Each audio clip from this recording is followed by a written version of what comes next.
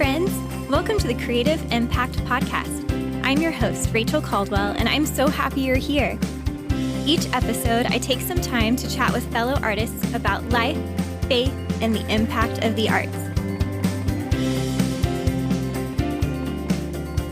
This is such a joy and an honor to get to spend this time with you, Bea. Thank you so much for joining me. Thank you. It's a pleasure for me too. You have been such a mentor, especially to Ben, my husband Ben, and also to me kind of through him. And in the short amount of time that I've been able to spend with you in person, you just meant so much to us. So I'm it's so fun to learn more about your life through your new book that is called Life in the Faith Lane, Overcoming the Traditions of Men. So excited for you. Congratulations on the release of the new book. Thank you. Thank you very much. You're welcome. So when we're recording, this has just been released and still will have been like super fresh from the release date. So it'll be fun to hear, I'm sure, stories of people, getting to read the book and then how it starts to impact lives as it goes out. So, Yes. Yeah. Thanks for just your willingness to share your journey and your story, because I know it can be vulnerable to put it in written format for people to read, but it was so impactful. I was just telling you before we started recording, but for those that are listening, I started reading the book and was not planning to read it all in one setting, but I pretty much just kept going, ate dinner, and then kept reading, stayed up late to finish it because it was so engaging and just very encouraging as well for our faith and our walk with God. So how does it feel to have the book finished? Well, it's pretty amazing. It's really been probably a 5-year journey. And during that time, I quit a few times. Thought, okay, I'm just not gonna do this. But I believe everybody has a story to tell, and I believe it can help other people. And so I would, my friend Melanie, who she and I worked together on this,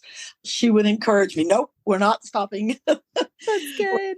Going, and it's because my brother's memorial was coming up. We really wanted it to share with my family, and I'd kind of given up on that. And Melanie said, nope, we're having that book by the time your family gets here. And then it released as they were coming in from out of state. So it's been I got to send signed copies home with them. So it was real God's timing. Yes, God's timing. So special. And I feel like even in the kind of about the author I was reading through, and there's some incredible stories about God's timing in the book release. So people need to read that when they get the book. Sure. Because Melanie and I both feel like there was a lot of spiritual warfare trying to keep us from finishing this project, and which just made us all the more determined to do it, because if the enemy's coming against it, God's got a good reason for it. So. Exactly. So, and I kind of jumped right in, but just to introduce you to our listeners, Bea Sprouse is now, already had been a published author before, but published author, and then has been a lifelong educator in both primary, secondary level, as well as the college, university level. And you and your first husband, Ken, did just some incredible things, opened, 87 restaurants in Oklahoma. Yeah. Cool. Flipping houses. It was fun reading about your story. I didn't know a lot of those things, so it was fun. And then after, Ken went on to be with the Lord, then recently, it feels recently, I guess it was 2020. So 2020 when you married your husband, Mike, and that's a fun story. And maybe we'll get into that today too. We'll see. And you have 2 daughters and grandchildren. Anything else you'd like to share with our listeners? Just kind of a little bit about who you are. That's pretty good. Yeah, as you say, lifelong educator. Really, from the time even I was young in a little country Baptist church in southern Oklahoma, really early on, they let me start teaching a little younger. And I love learning things and then sharing them with other people. And so, yes, it's been a fun journey. Fun journey. Yes, for sure.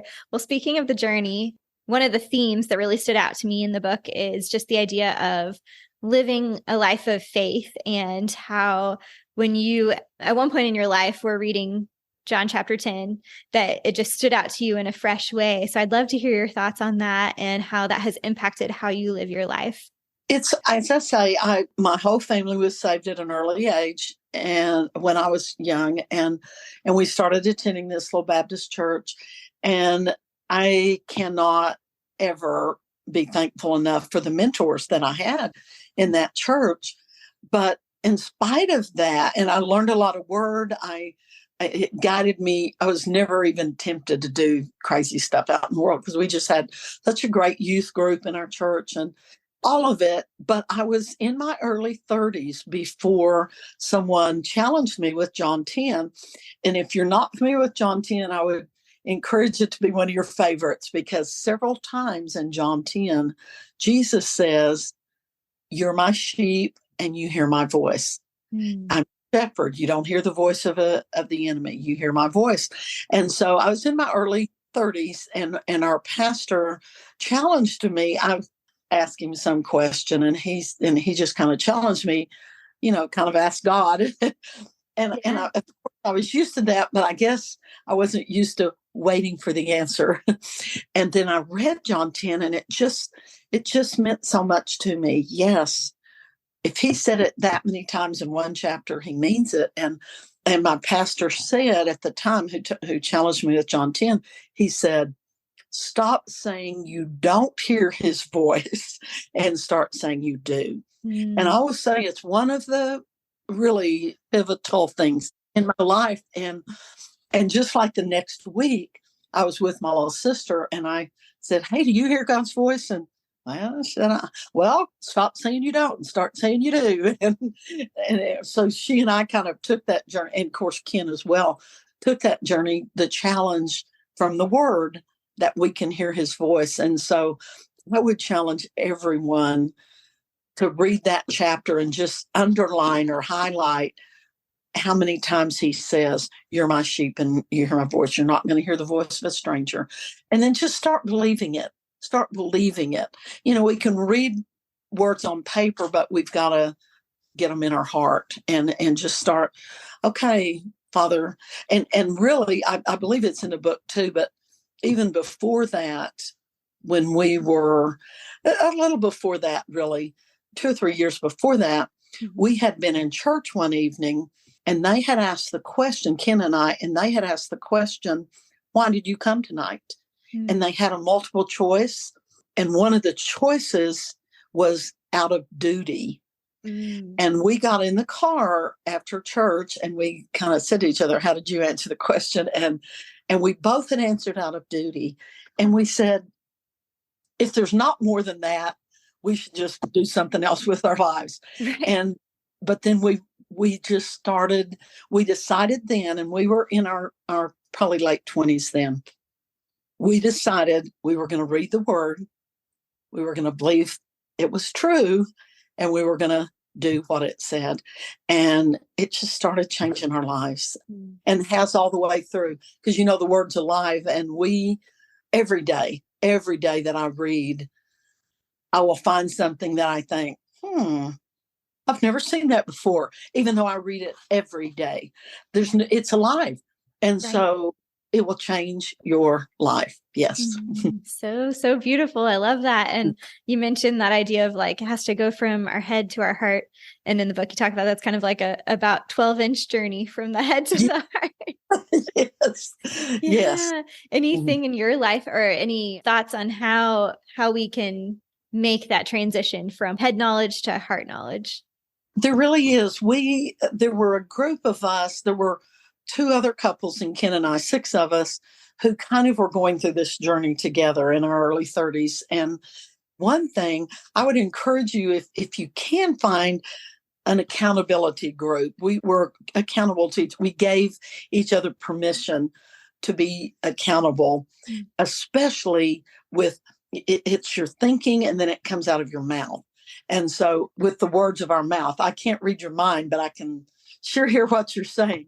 Right. And so we would catch each other speaking things were contrary to the word. We gave each other permission to correct each other. And Ken and I did together, and then these 6 people did. And the little catch term we used was like, if I heard you say, oh, I don't know if I'm ever going to get a job, which is contrary to the word of God, because he has great plans for us. We would just say, praise the Lord. We didn't have to say anything mean or unkind. That was just our trigger. Whoops, I'm getting off of the word, the truth of the word. And I like so that. if you have an accountability group, but even if you don't have one, the more you study the word, start monitoring your thoughts. Does that line up with the word? Mm. And if it doesn't, if we'll change it in our thinking, the more we think it, we'll start speaking it.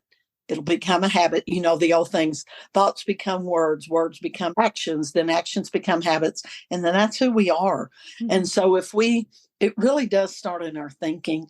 And most people think, well, I don't really think that much bad, but just start monitoring your self-talk. I mean, I have to do that as well. And I'll think, okay, that doesn't line up with the word. I'm fearfully and wonderfully made. So with your thoughts, that goes to your words, and then the Bible says to guard your heart, for out of it are the issues of life. But the way you guard your heart is you got to guard your thoughts first. Don't let your thoughts. And again, if you can find an accountability partner, it is so good. Yes. That's so practical and super helpful, I think, for all of us that are listening, whether we're already sort of doing that or we're not, that, we could all continue to go in that direction and be monitoring, our thinking. And right. I love the idea of having other people that are in that journey with you. So because sometimes we don't even realize it until someone brings it to our attention. So speaking of thoughts and things that like lies that we can believe, the more, a little bit older I get, and just the more I've learned, it really feels like so much stems from our childhood and our upbringing, things that maybe were formative in those early years. So I know in the book you talk a good bit about your upbringing and how your parents kind of shaped that thinking early on. And so I'd love to hear you share just a little bit about your family and then how that has translated into your faith journey.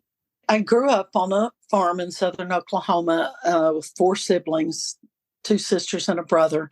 And I don't know how many people have grown up on a farm, but it's hard work. Yeah. Hard work. It's wonderful. I would not change it ever. I loved what I learned there. I always tell people my parents taught us the work ethic without ever saying those words. Yeah. I mean, you had to work. You had to gather the eggs and milk the cows and chop the cotton and pick the, it's just a lot of work. And I absolutely can't say I was glad about it as a kid. But as I grew up, I thought, oh my gosh, it just shaped my life. It just shaped my life. And so I'm thankful, one, for my parents, and then for this little country Baptist church, Quorum Baptist Church. I mean, I to this day have lots of friends from that church. Wow. One of the endorsements in the book is from the pastor's daughter at that church that I grew up with. And all of us who grew up in that church are just so thankful. And, I'd like to say most of these people were farmers and average people. They weren't highly educated. Some were, but mostly not. So I'd like to encourage you. You don't have to have a college degree to mentor someone, to help them understand and walk out the word. And we just had so many of those people in our lives, my siblings and I, and we are so thankful. Actually, my mom got terminal cancer when I was 10 years old. Mm-hmm. And back then, I forget, I was 10, she was 30. She was 30 years old, 4 kids at home. Wow. And a husband, and got terminal cancer. And we lived in southern Oklahoma. She was in the hospital 100 miles away in Oklahoma City for nearly a year, getting treatment and all that. So my oldest sister became our mom, but all the church ladies and the community ladies helped sew our clothes and help with our food. And, I just grew up with wonderful people. And it does shape your life. It makes you want to be able to do that too. Right, for sure. There was a part in the book where you talk about when you're growing up, kind of not feeling like your mom really loved you, and then kind of how that fed this sort of lie. I believe that, now that I've studied and learned, I believe that God speaks our identity into us when we're very young. And then I also believe the enemy comes in to steal that. And I think that's exactly what happened with my mom. We lived on a farm. It was hard.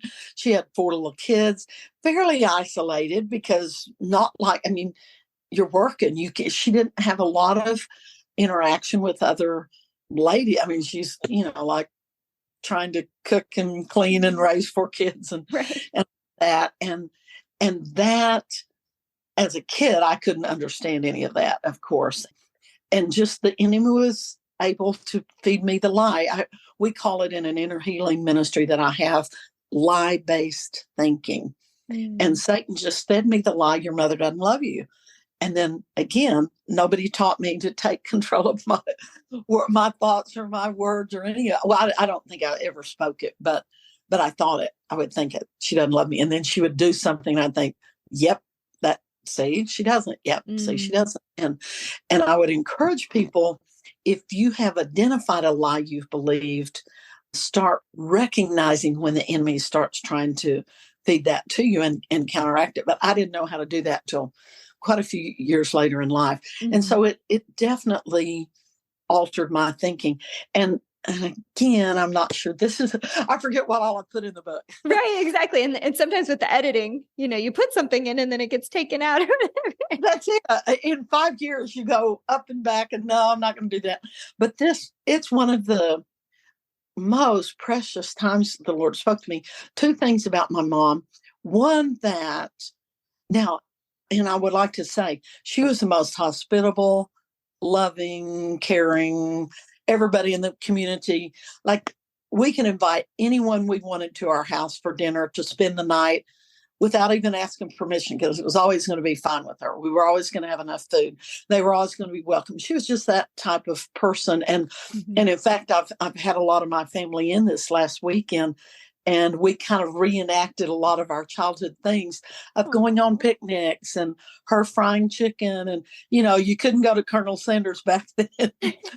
You actually raised the chicken, killed it, cooked, all that. Right. And she would make these picnics happen. And she did a lot of wonderful things that I loved, but I still had that little, no, but she doesn't love me.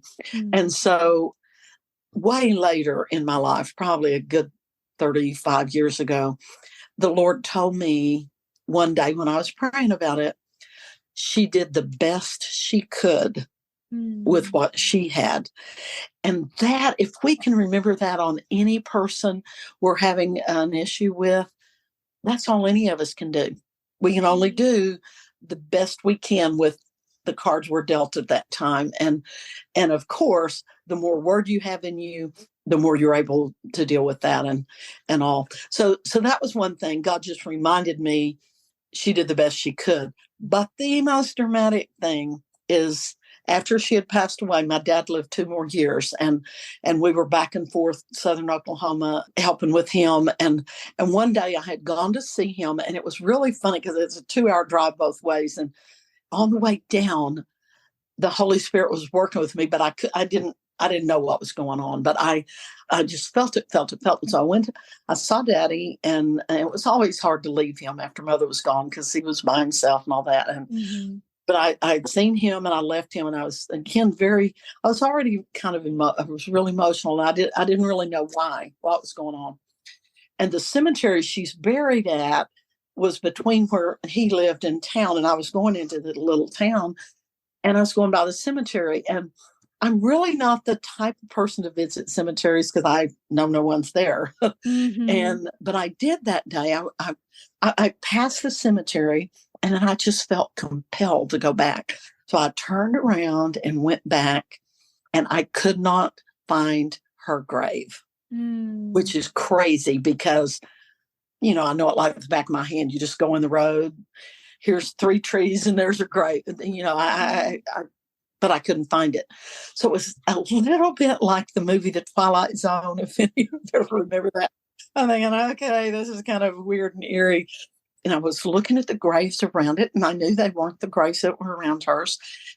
And then all of a sudden, I realized I hadn't even known that cemetery had more than one entry, but it had three, Oh, actually. wow.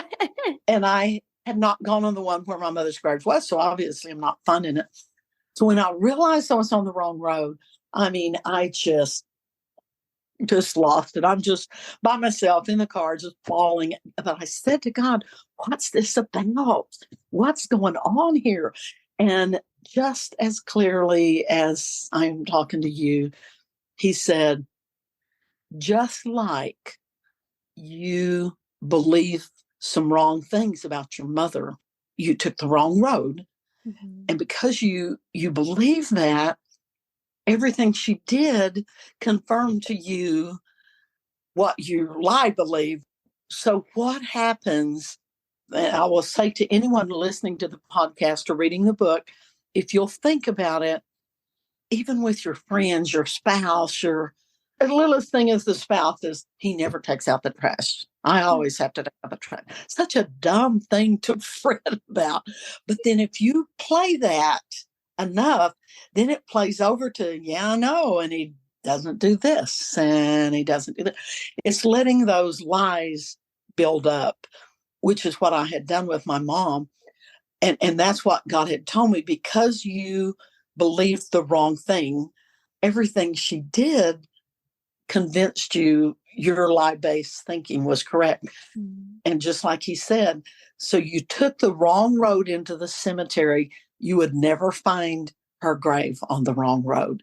You'll Mm. never find the real person if you're in the lie-based thinking. And it just said, I couldn't wait to tell my sisters and brother that story, because it pertains to all of life. With myself, it was with my mom. And as I say, if any of you met her, and all the people who did know her, she was just such a great person in so many ways, but I let those little lies come in and Mhm. messed up my thinking. Yeah, thank you for sharing that. I think that we could all apply that to our lives, like you said, in some situation or way, shape, Somewhat. or form. Exactly. So taking those thoughts captive and replacing it with the truth. Yeah. Yeah.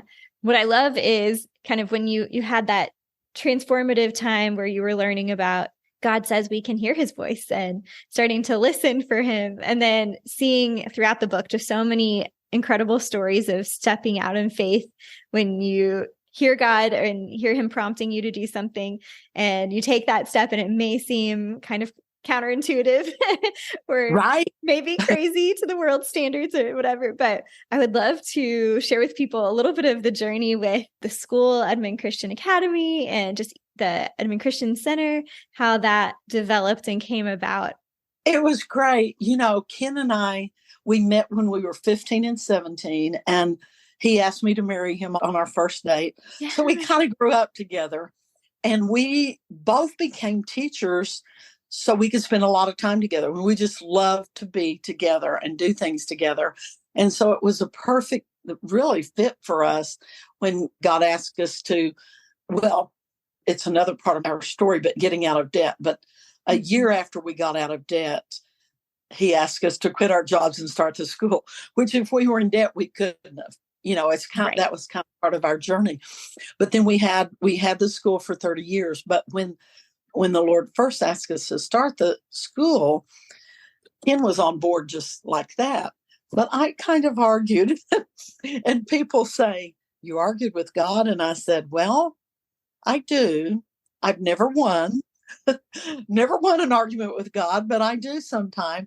And he doesn't mind us. He doesn't mind us questioning and getting his thoughts. So the 3 days after the Lord had asked us to start the school, as I say, Ken was on, I was out running by myself at one morning and talking to God about it, arguing with God about it, because we both liked where our kids were in school.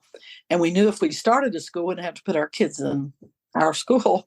Mhm. And I just really didn't want to move them. And outrunning, and this has only happened 2 or 3 times in my life, but this was the first time that literally I'm running by myself in the dark in the morning, and I hear this voice say, loud enough that I turned around to see who was talking, who was out there. Do you not know that I love your girls more than you do? And I wouldn't ask you to do anything that's not good for them. Wow. And I just, yeah, I get it. I get it. And I ran back to the hotel. We were at a conference, a Christian conference. And I went back to the hotel and said, I'm ready. And I told him what the Lord had said. And of course, he just said, ho hum, because he was already on board. And so we knew we were supposed to do it. But honestly, we didn't have a clue how to start a Christian school. We both were educators. But the first night we announced it at our church, a lady came up and said, oh, it's just perfect. Y'all know, you're educators. And God said, that's not why I picked you. I did not pick you because you're educators. I picked you because you will do what I ask you to do. He said, you're not going to do it the way the man has done it. And really a lot of things were different about our school than typical schools, which Ben could tell you. Ben taught it. But one of the things God said is, don't advertise for students. I will send who is supposed to be there. And he just sent some of the most remarkable teachers, just like Ben and others like him. Mm-hmm. But if we hadn't been out of debt, we couldn't have done it. And two, it was just really just a fun journey together, just day by day. The days at the school they were a joy to us because we did get to be together. And yet we're working all day. Someone would say something about this, and I'll say, I hadn't talked to Ken today because he's doing what he's doing and I'm doing what I'm doing. But we did get to be together and we loved it. And we've got so many precious testimonies of lives changed at the school, including our own daughters. So, yeah. That's so good. So beautiful. And it was funny. It reminds me, Ben likes to tell the story of, I think there was a student who, I guess something had happened and they apparently were talking to you and they said, am I in trouble? And then he said, you just sort of looked at them and said, should you be? Hey, and they'll usually confess. Yeah. Well, yeah. That was so great. I loved that, especially being a teacher myself. I was like, that was smart. Tell me, yeah, should you be? Yeah. Exactly. Ben was a wonderful teacher. He would probably never say that to you, but he wanted to do it right, Yes. And he did. Yeah, I believe it for sure. Yeah, he's wonderful with kids, and definitely he tells some great stories from those days. And I know he loved being a part of it as well. So yeah, I feel like there's a couple different directions that would be fun to go with this, but maybe we could talk about kind of just the idea of healing next. So I'm curious because in the book you do talk about, God's will is to heal us and how sometimes we can mix God's word and the Bible with traditions of men and as it says in the subtitle. So yeah, I would love to hear your thoughts on that. And then how have you journeyed with the idea of healing and, miraculous healing? Well, again, it all started when we said, we're going to read the word and we're going to believe what it says. And I've got a whole list of them. There are over 100 verses in the Bible that says, he sent his word and healed you. He healed all that were oppressed by the devil. There's so many healing scriptures that we couldn't ignore them because we had said, we're going to believe this. And so we just kept making lists of those. And then as the time went, and I just thought of this person, I haven't told her the book's out, but she was I was over 30 faculty members, and she was one of my faculty members. And they were a young couple and hadn't had children yet. And they both taught for me at OSU. And she had gone to the doctor and she had an ovarian cyst big as a grapefruit. And they said, we're going to have to remove it. We're going to have to do a hysterectomy. You'll never be able to have children. They didn't have any children. And she told me that, and then she went home, And so later that day, I really felt impressed to go pray for her. And I called her and she said she didn't want to talk to anybody. And so one of my friends, one of my running buddies at OSU, I was telling her, she knew her too. But I was telling her, I said, I feel like I'm supposed to go pray for her, but she said she didn't want anyone to come. And my friend said, nobody wants to be alone at a time like this. And so I got up my courage. I'd never been to her house. I got up my courage, looked up her address, and drove to her house, praying all the way there.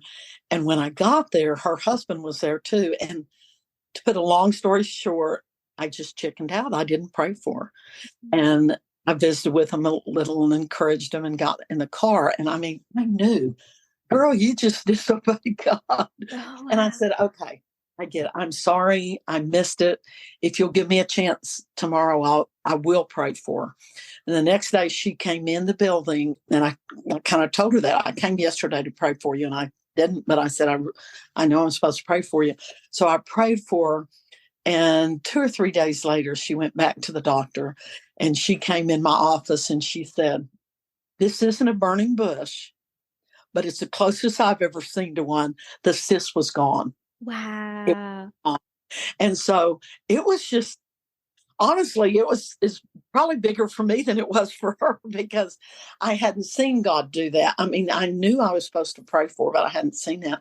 And then another thing like that, and I think it may be in the book, but the first year we went to India, one of the young men in our class's brother had been in a horrible truck accident, and they had said he would never walk again. And they asked us to come pray. And we got to the house and we're in India. It's a tough place. Anyway, medical care is just very tough, not great. And they had given him no hope. And honestly, when we walked in, it's just like the smell of death. It was horrible. And fortunately, Ken was there and he took the lead and he prayed. But honestly, both of us just hardly could drum up any faith. I mean, it had to be the word that healed him. And we left. And 10 years later, we were there in India, and the brother that was in our Bible college class, he said, my family wants you to come there and see them. His brother came running out to meet us. So not only could he walk, he could run. He had gotten healed, and their whole family had gotten saved and were serving the Lord. And now every time we're in India, we see them, and they've actually named one of their little girls the same as one of my granddaughters. But just when it might look hopeless to you, it's not you anyway. It's not you. It's not about us. It's about the word. And the word is true, and it has the power to bring itself to pass. So we've had so many stories like that honestly, it did not look possible. And God just took over and healed. Yeah. Any key things that you've learned along the way about, I guess, what it looks like to pray for healing for people? A real key thing, because I know you have had loss, personal loss, and sometimes, not sometimes, all the time, we know what the word says, but we also want the word. There's all those 100 healing scriptures, but there's also, God's just bigger than us. He's just bigger than us. He's got bigger plans than us. And certainly sometimes the enemy comes in because that's what his job is, to steal, kill, and destroy. And so, but in that same verse, but Jesus came to give us life, and life to the full, life abundantly. And so what I've learned to do over the years, especially when other people ask me to pray, and sometimes when they will ask you to pray and agree with them, if it's something you can't agree with, don't agree. I mean, love them and you can pray for them, but we can't agree with anything that doesn't agree with the word. But even in the area of healing, when it doesn't turn out the way we want it to turn out, we can still trust God. We Yeah. can still trust him. Because just like Joseph said when his brothers came and he said, no, don't worry about it. What you meant for evil, Jesus has turned to good. And he can. What the enemy means for evil, Jesus can turn for good. And then for us to know that we have an eternity with our precious loved ones who have received Jesus and this life on earth. Ken used to say life on earth, our life on earth is just a part of it. He said, and it's the middle part. Mm. We just have a little bit here on earth, and then we have eternity with our precious ones who have gone on before us. And really with Ken, this is a little bit of an aside, but because I know of your loss with your sister, is with Ken, the day he went, the day that he, and it was unexpected, that he went to heaven, I immediately had joy because I could just see him with Jesus. Yeah. Oh my goodness, he's with Jesus. And then I immediately, and I said it out loud to the Lord, I can't do everything he and I did together at that school and at the church. So you're going to have to show me the things I'm supposed to do and then send people for the others.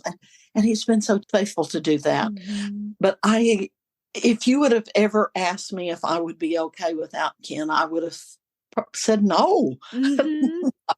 Because we just did everything together.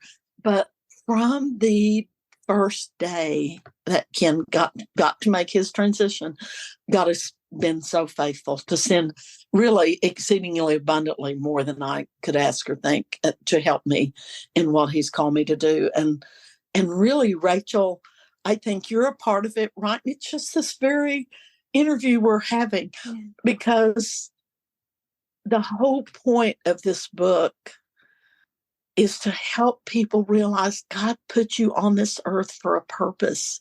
Find out what it is and do it. Do it with all your might. And I just think a lot of people walk out their lives without ever even knowing what God needed them to do. And that's a shame because he's put the gifts and talents in us. And so we've just got to find that purpose and walk it out. Yeah.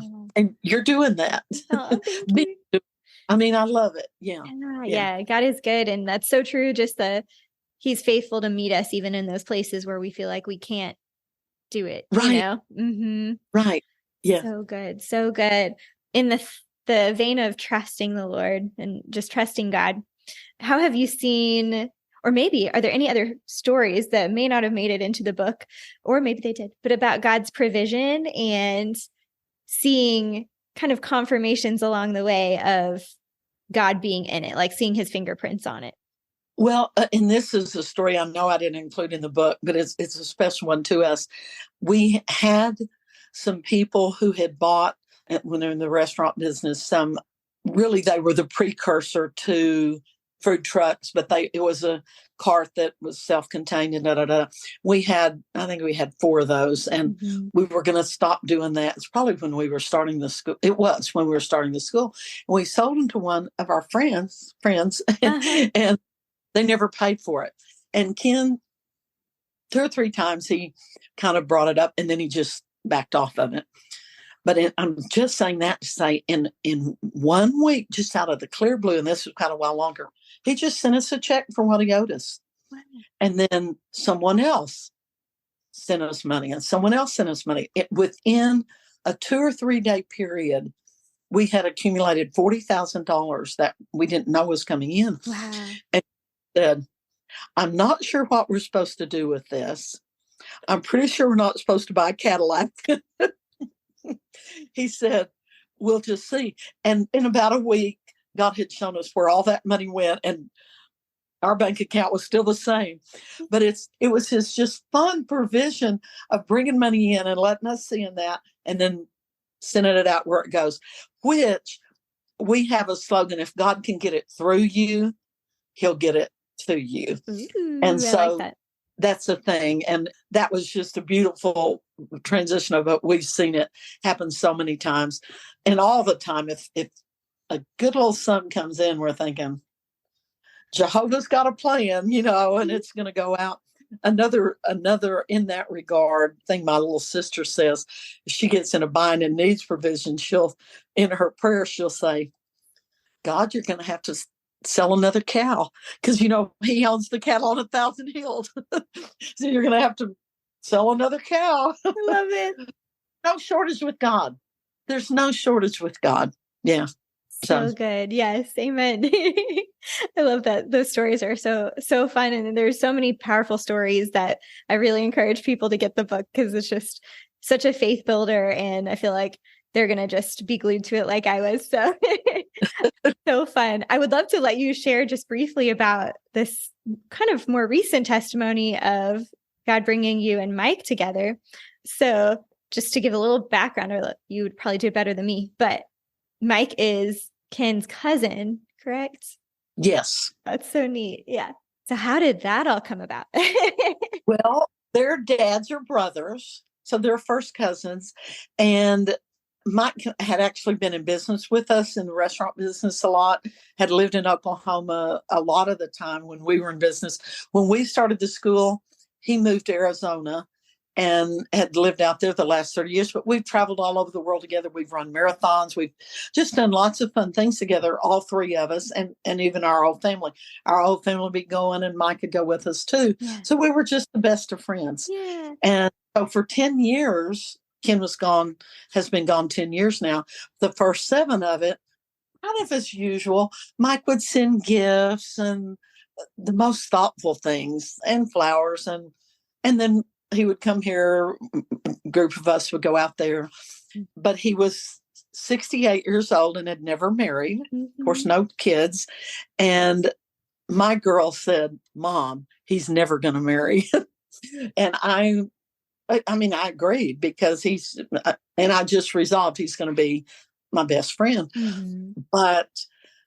And we were great friends, but I had, Jeff Lewis, Jeff had a word. Another guy at our church had a word, which confirmed what God had already spoken to me, that I was going to marry again, but I didn't know to whom. God didn't say to whom. And really, after Ken was first gone, if you'd have asked me if I'd ever remarry, I would have said no. I'm, had a great marriage. You just leave it there. But anyway, I'd had the words God had spoken to me, so I felt like I was going to get married, but there was kind of no leading to that, although we were best friends. And I actually, in September of 2019, I just said, God, I just need face-to-face time with Mike to see if there's anything there. If not, I'll be best friends. Mm-hmm. And the next day, he called and said, hey, what are you doing in October? And I said, why? And he said, well, I thought I'd come out. And I said, sure, come on. Because I didn't tell him I'd prayed that prayer, but I'm like, wow. So he was here a week. He had he always does, all these fun things planned. And we had a great time. But there was no indication we were going to be anything but friends. And then in February of 2020, out of the clear blue, my sister, because my whole family knows Mike because he's been in our family all these years, my sister said, I want to go to Arizona. We want to go to Arizona and let Mike be our tour guide. Mm-hmm. And so we did. And that's when he proposed, when we were out there. And I said, now, have y'all planned this? And everybody says they didn't plan it. Although my brother-in-law says he deserves a finder's fee. But anyway, yeah, we knew each other so well because we had just done so many things together. And who knew God would put us together? And the funny thing is his name's Sprouse. So I didn't have to change my name. That made it very simple. All my friends say, only you would find someone you didn't have to change your name. But anyway, we had known each other forever. And it really was a total miracle that God put us together. Yes, such a beautiful story and beautiful miracle. So I'm glad to get to share that with the world or whoever ends up listening. And you can hear even more details in the book as well. And so something that I love to ask everyone that comes on the podcast is there something on your heart that you'd like to share with our listeners today? How I would fit in with the artist is I was in speech in high school, and was an all-state cast member and all that. We had no opportunity for dance training, but both of my daughters were dancers and dance teachers. And I spent a lot of time as a backstage mom. I bet, yes. And then with Katha and with Jeff, we have Jeff's ministry is on our campus, house on campus. And I love the arts because it is a way to share the gospel in a lot of ways that no one else would listen to any other way. And I just, I would say never sell your gift short. Use it to the max, because you just never know. You never know who you're going to touch. And my whole purpose for writing the book is just for people to find their purpose, their passion, and walk it out. Because in that, you reach people that'll never be reached any other way. Yeah. So, yeah. So good. So good. Well, I also love to ask, what is one of your favorite things right now? I totally love Arrow's ministry on our campus, and I'm just right in the middle of it and get to watch it all the time. I honestly totally love my life with Mike. I would have never dreamed it. We ride bikes, we travel, we do just fun day trips. He finds all these things to do, and it's a crazy, interesting thing to be doing at this point in my life. Yeah. And it's pressure from God. Yeah. So sweet. I love that. Well, I'm so grateful for you, and just thank you again for your mentorship and how you've been pouring into so many lives, and particularly for us, for me and Ben. We just thank you for your mentorship and your love, and continuing to follow a heart after the Lord and sharing his light with all of us too, and his love. So thank you for coming on the show and sharing about your book. And I would love to let people know where they can find you or find your book. So what's the best way to do that? You can download an ebook, softback or hardback on Amazon. It's all on Amazon. Just go to the title. There are actually, I didn't even realize that until I looked, but there are 4 other books by the same title. So go with the author, Bea Sprouse. Got it. But they're real easy to download. And then you are welcome to email to you'll probably put it on there, b.sprouse@icloud.com. And I'll be happy to answer any questions you have or any of that, But it's on Amazon, and it's on my Facebook page. It's just Bea Sprouse. Sounds great. Yeah, that'll be great. And I can definitely link to those in the show notes on the website, and people will be able to find you. And yeah, just thank you so much again, Bea, for spending this time together. Thank you, Rachel, and give Ben a hug for me. I will.